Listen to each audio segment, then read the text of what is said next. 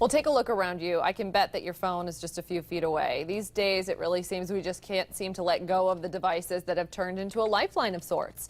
Email, internet, pretty much all of the world's answers at your fingertips. And while most times technology can be our best friend, it tends to be our worst enemy when accessed in the wrong places.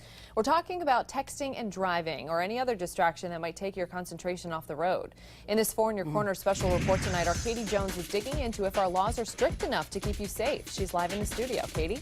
Well, Amy, we've all been guilty of it, picking up the phone or eating while driving, and law enforcement officials say, unfortunately, most times it takes a tragic event for people to wake up and pay attention. 5 letters. Just think about, what am I doing right now? It only takes one glance. Smile? A simple look for your life to change in an instant.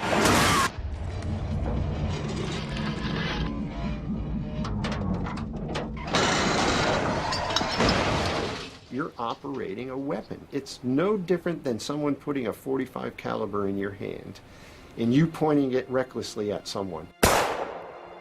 That recklessness is something Jay Anderson, founder of Stay Alive Just Drive, says he sees all too often on Southwest Florida roads. I had a family member that was hit by a young man on the cell phone. You're either going to be good at driving or you're going to be good at texting. You're not good at either one of them at the same time. As times and technology change, drivers are becoming more and more dependent on that tiny device we just can't seem to put down. It's an addiction.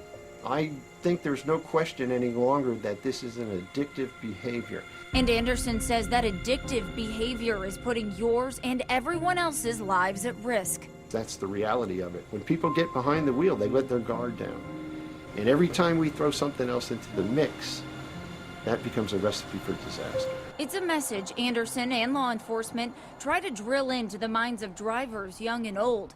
This simulator demonstrating just how easy it is to cause a crash with one single text. But are there warnings enough? Do drivers take the threat seriously? Last year, the state of Florida banned texting and driving, but the language of the law is looser than you might think. Can it be frustrating that we may see someone texting and not doing any other sort of motor vehicle moving violation or has another violation that they're committing, and we can't pull them over for it? Of course. Right now, texting and driving is a secondary offense, meaning you have to be speeding or committing another violation before you can be ticketed. You can use a GPS on the road and text if you're stopped at a red light or stop sign. Have a safe day. We went for a ride along with the Florida Highway Patrol to see just how many drivers are breaking the rules.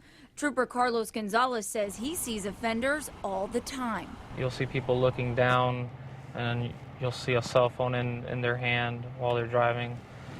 Sometimes you'll see them unable to maintain the lane that they're in. But unfortunately, many times can't do anything about it. We were able to stop some speeders, but those texting got away. I'm going to issue a warning this time, okay? Just make sure you keep the speed down, okay? So it begs the obvious question, are our laws doing enough to keep Florida citizens safe on the roadways? Lieutenant Greg Bueno says it's up to lawmakers, but they're always on board for more protection. The misconception people have is that sending a quick text is victimless. You know, who's it going to hurt? And they get away with it 1 time, 2 times, 3 times, a dozen times. As of September of this year, 1,512 drivers have been ticketed for texting in the state. While Lieutenant Bueno says the law has raised awareness, it hasn't cut out crashes. So it's up to you, the driver, to ask yourself one question that could make a world of difference. Is a text worth your life? Is a text worth someone else's life? It is not.